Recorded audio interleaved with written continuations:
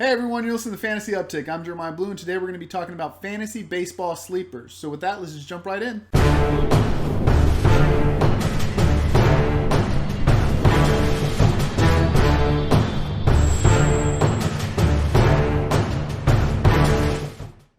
don't know about you guys, but I'm pretty excited fantasy baseball is back.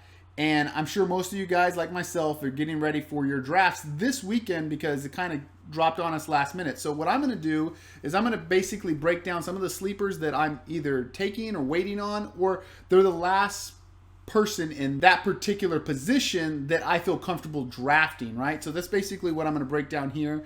Now, when we look at sleepers, we basically got to look at why they're sleepers, right? Because good players aren't just at the bottom for no reason, right? So most of the time they're cheap due to injury risk, or there's an uneven track record, which means like they had a big 2019 and they weren't so good prior to that. Like they basically came out of nowhere, or they were really good players, so highly touted prospects or something like that, and then they had a bad 2019 and now the stock is down on them, or they benefited from the DH, which again got added during the negotiations. So a lot of the ADPs haven't really equated for guys like Howie Kendricks or Ryan Braun that are probably going to be their team's primary DH going forward. And again, they're being valued like they're not going to be an everyday player.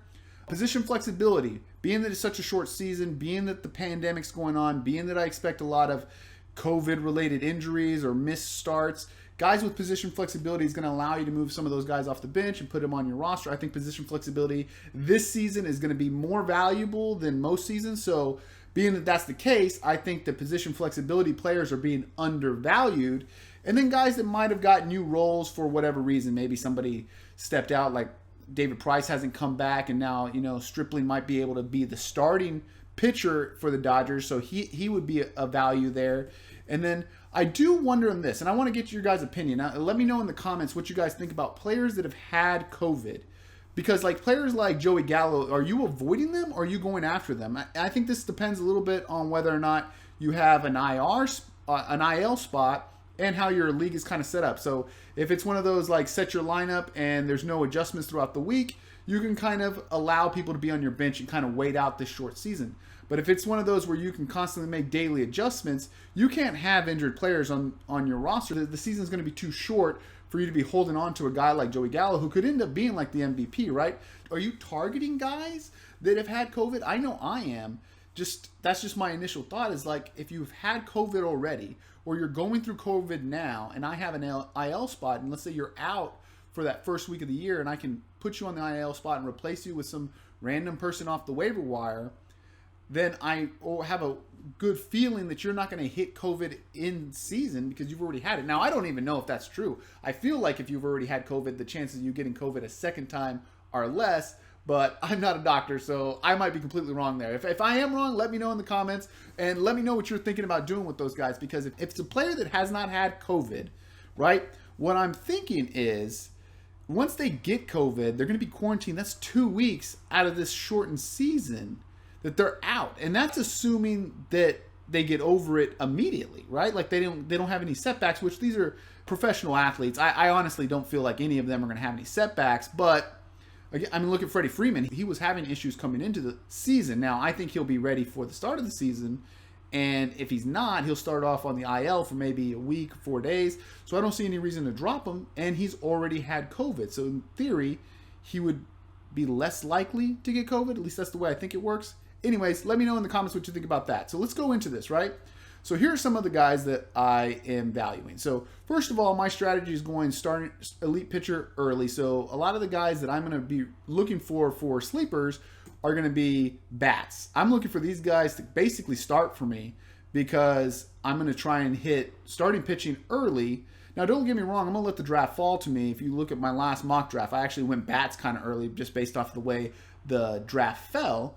But one of the positions I'm kind of punting, now I'm not punting a category, I'm punting a position because I think that there is depth available. So if I typically do 12-team leagues, but in 10-team leagues, it's a little different because catchers are going to be there. So catcher is the position I'm basically punting, right? But there's because I really like Francisco Mejia, who in the second half of last year was pretty elite, honestly. So he batted .305, his on-base percentage was .355, his slugging was .511, and his on base percentage and slugging was 866. Those are elite numbers, right?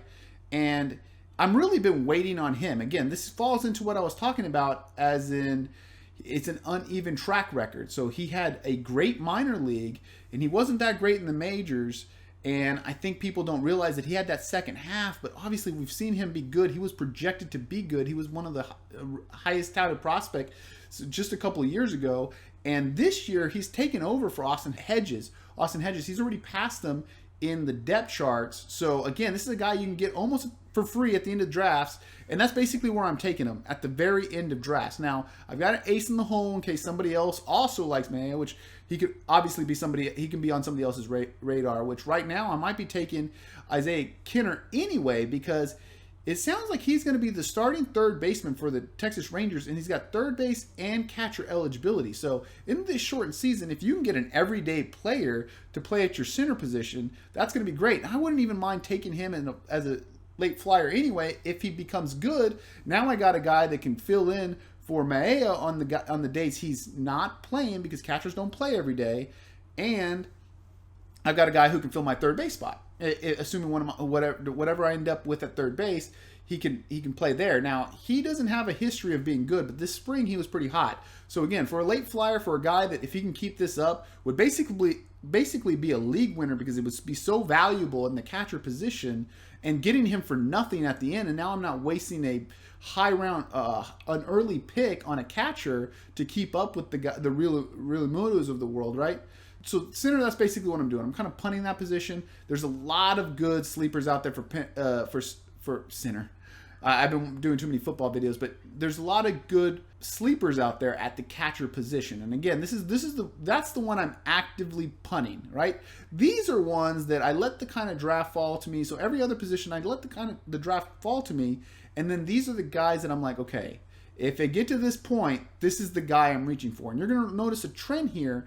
Everybody else has dual eligibility at positions, because most of them are like second base, outfield. Danny Santana can do everything but catcher.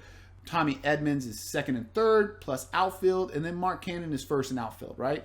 So, and again, I typically play in Yahoo, but these are guys that are going pretty late. And the first guy I want to bring up is Kevon Biggio, the second baseman, right? I like this guy. Last year he had 16 home runs, 14 steals, and I think steals is going to be one of those things that you want to make sure that you get, because it's too short of a season to start trying to stream or find steals late in the year. You want to make sure that kind of is set. Now, I don't necessarily go after guys that can reach for guys that are going to steal a lot. I like to get these guys later in the draft that can give me some steals, and I can get some steals from a bunch of different positions, and I feel like I'll be okay in that position, right? The only guy on this list that doesn't steal is Mark Canna, and honestly, he's on here because he was just amazing last year, and this year he's going to be a starter. I just don't understand why he's going as late as he's going. 243 ADP in Yahoo. It doesn't make sense to me. He had 273 last year. He had a 913 on base plus slugging percentage. Those are elite numbers, and he plays for a good team. So again, I don't know why he's this low on the ADPs. So he's just a guy that I'm going for late, as if I miss out on first base, he's kind of the guy I'm like really targeting to fill that roster spot. Danny Santana also plays first base. He's another guy that kind of falls in the Mark Canna range. Now, Mark Canna's been good for 2 years, by the way. So Danny Santana came out of nowhere last year, but he does play for the Rangers. And there's a lot of talk about when you're looking for steals, you want guys that are just elite speed or like really fast players.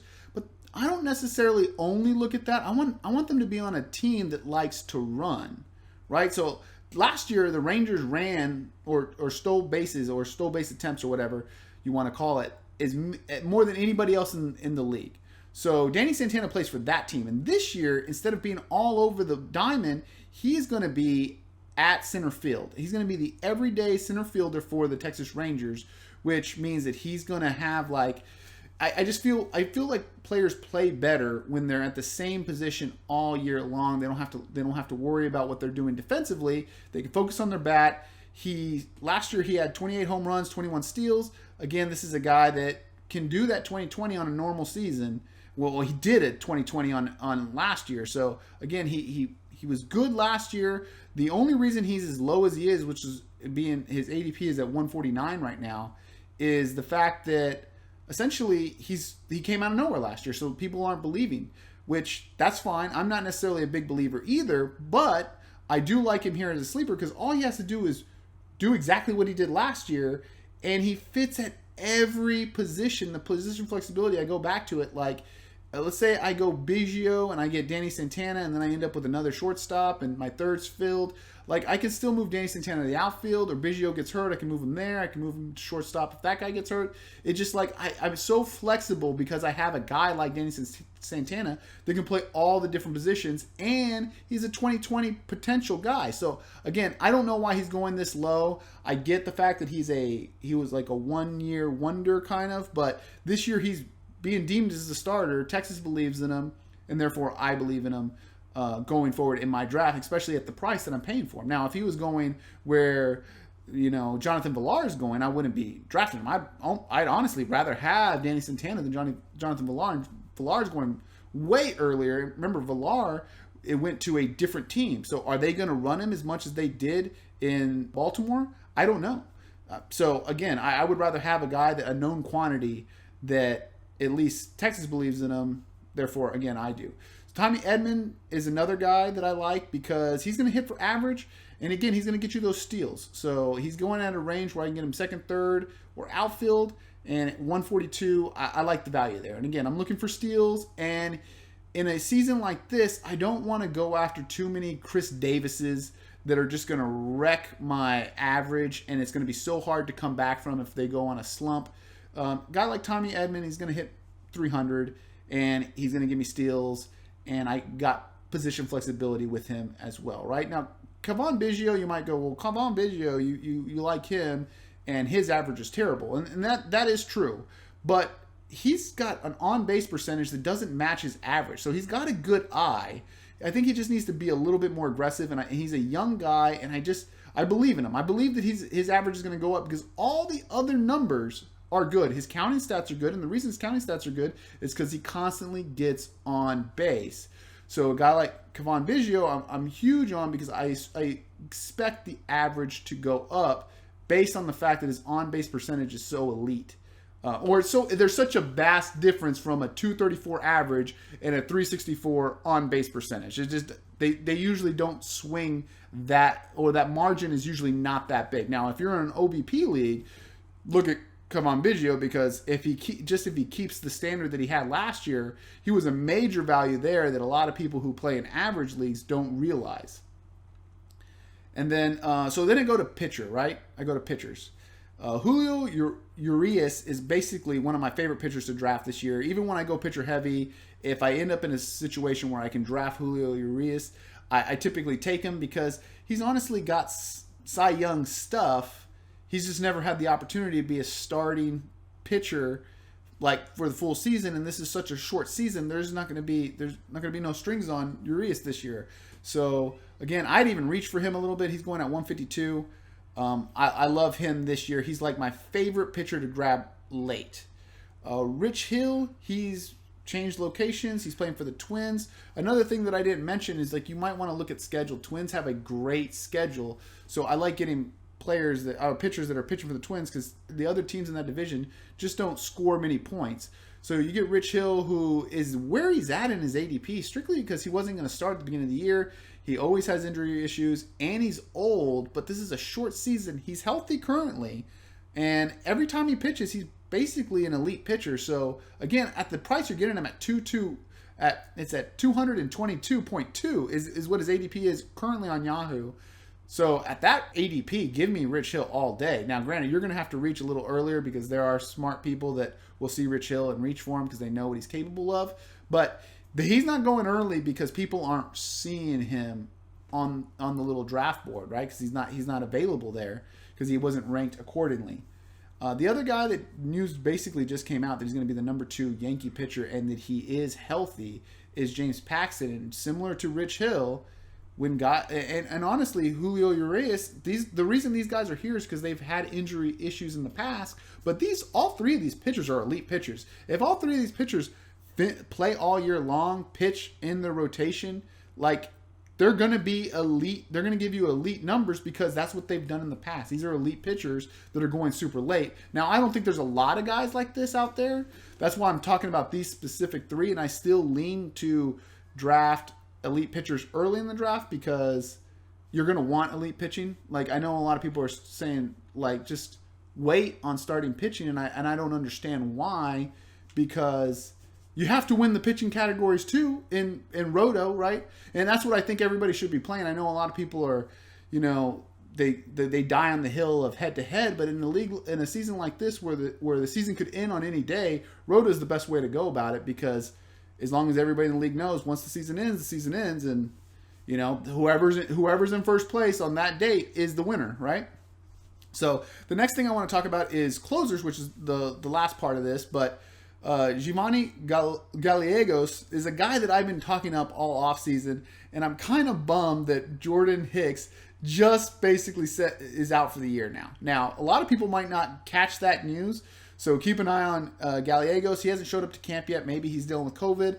I've already said I'm not worried about the COVID stuff. The only thing I'm worried about is if they opt out. That's why we're doing it so late, obviously. So I think he's going to come. I think he's going to play. I think this is a COVID-related issue. They're trying to keep that under wraps.